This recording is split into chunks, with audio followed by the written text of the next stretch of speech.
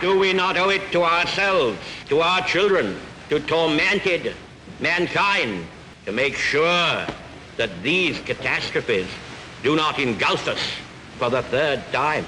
In 1940, Winston Churchill stood in front of his people for the first time as Prime Minister of Britain and said the following words that strengthened the spirited soldiers to the victory of the Second World War.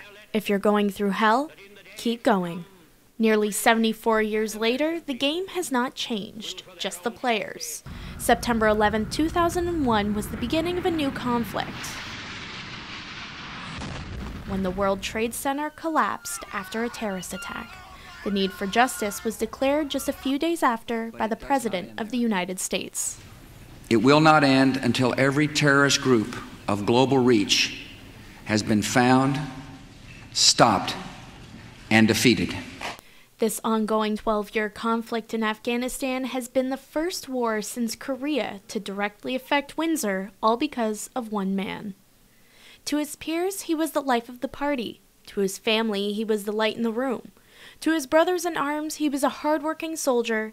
And to Winsorites, Corporal Andrew Paul Grenon was one of 158 Canadians to have given the ultimate sacrifice in Afghanistan, the only one being from Windsor, Ontario. He didn't talk about joining the army or anything until he was about 12, 13, 14. He mentioned it a few times.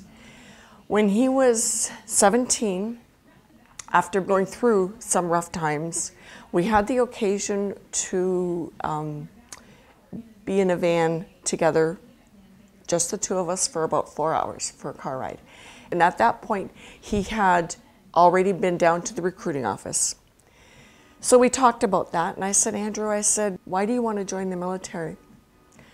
And he said, Mom, I know that I need discipline and I need structure for me to be successful, and I know that I will not do it on my own. The military will do that for me. Grenan joined the military for the Princess Patricia's Canadian Light Infantry stationed in Shilo, Manitoba. He trained hard and dedicated his life to his regiment. It's infantry training. It's probably the most difficult training that you get in the Canadian Armed Forces. We all go through basic training, but the infantry has particularly difficult and hard training because, of course, we're ground soldiers. And we carry everything on our back. We're fighting soldiers. A lot of people like to use the term that Canadians are peacemakers, peacekeepers. And that is true. We're very well employed in those areas. But the reality is, to be an effective peacemaker, you have to be an effective soldier. So it is very demanding training, and Andrew would have been trained extremely well. He not only successfully met that challenge, but he was very well known in the Patricias, a very, very good soldier. Then in 2006, Grenan boarded a plane for Kandahar, Afghanistan. His last words before his first tour were to CBC News. This media people came around and asked if anybody wanted to speak. All his comrades said, no, but Grenan over there, he'll talk to you. He'll talk to you. He'll talk to you.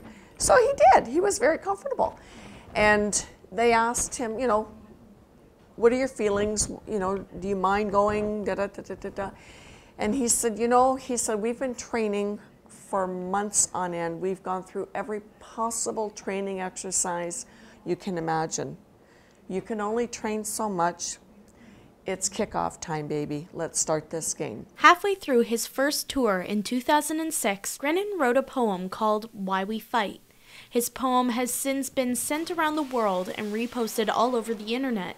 Within the poem, Andrew explains his questions of war and his reason for fighting. I've often asked myself why we are here, why my government actually agreed to send troops to this God-forsaken place.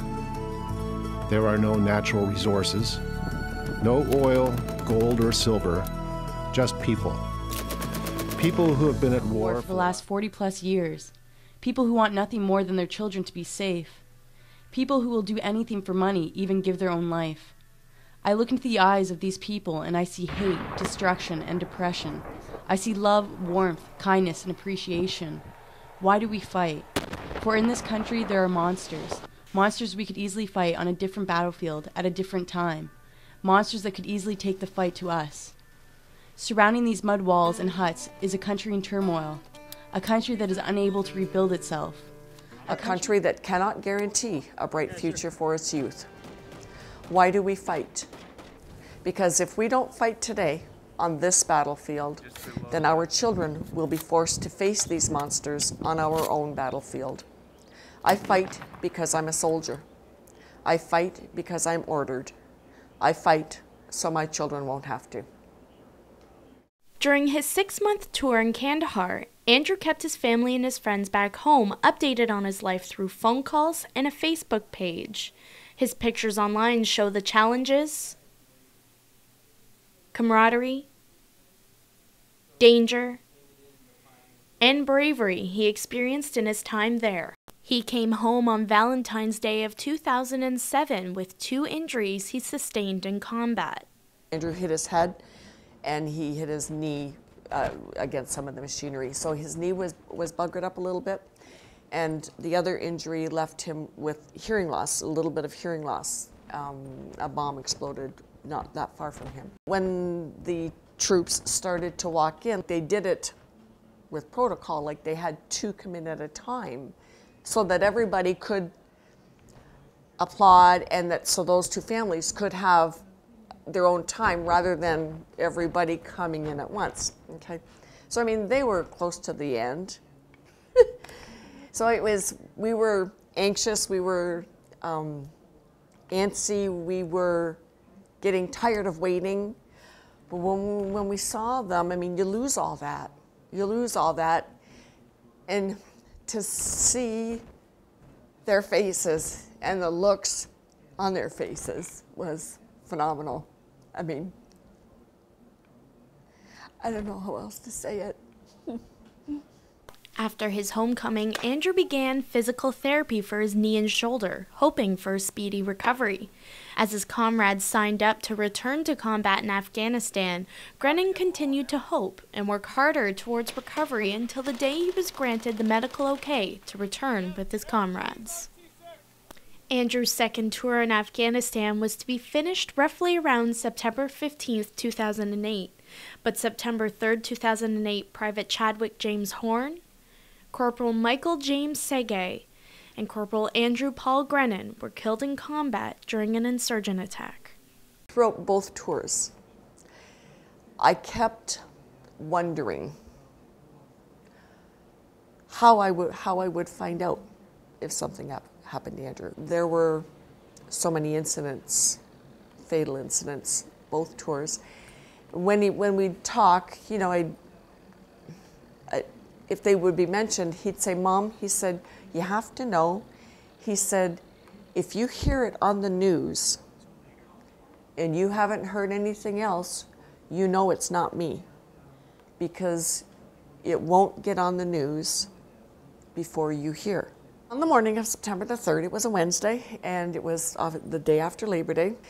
All of a sudden, and it's like, I mean, I know now, I wasn't aware at the time, I hear a loud knock.